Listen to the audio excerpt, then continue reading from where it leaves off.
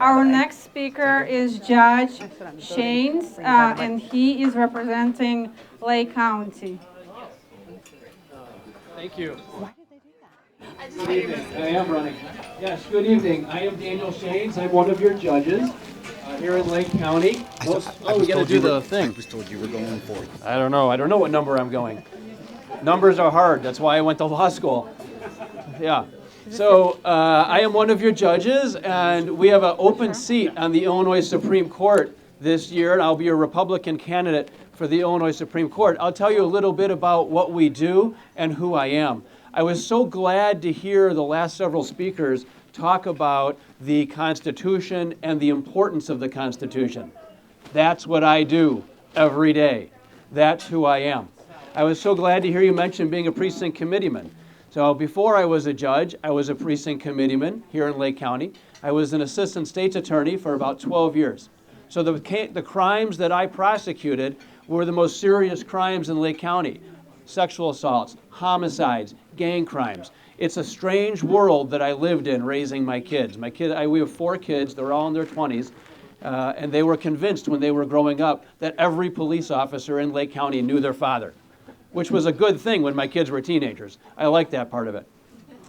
About 15 years ago, I was blessed to join the bench, and I've been serving you as a judge since that time.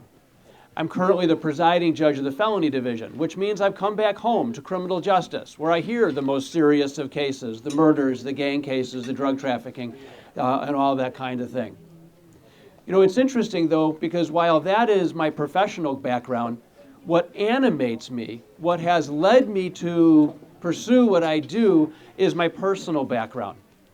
My grandfather and his family came from Russia, and they came here.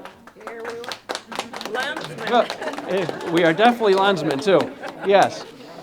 Okay? And by the way, you could have been a group of, Moroccans, and it'd still be true that my family came from Russia. But they did. But they came here for the reasons that so many people have come to America over the years. They came here because of the promise of America. They came here because they knew that in Russia, their children would not have the freedoms and the liberties and the opportunities to succeed that they do have here. What are those freedoms? What are those liberties? Well, they're everything. They're religious, they're economic, they're political. That they knew that, unlike in Russia, when they came, right at the end of Tsar Russia and a little bit after, they could not raise their children with the religious beliefs that they wanted to have. They knew that they could not seek jobs and professions in the fields that they wanted to do. But they knew that if they came here, they could. And my grandfather, a first-generation American, became a lawyer in Illinois, and he practiced for almost 75 years until he passed away. Every day he was proud that he did that because it was the rule of law, the Constitution, that provided him and guarantees all of us the opportunity to worship as we will, to raise our children as we will, to work as we will. Now that just doesn't happen by itself. The blessings of America are found in our Constitution, in our founding.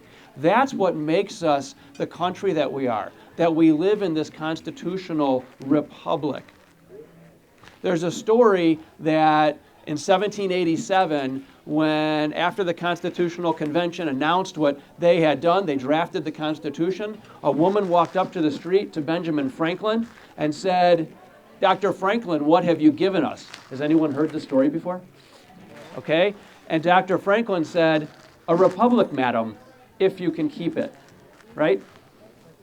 It seems like here we are now, from 1787 to 2021, 2022, we are still fighting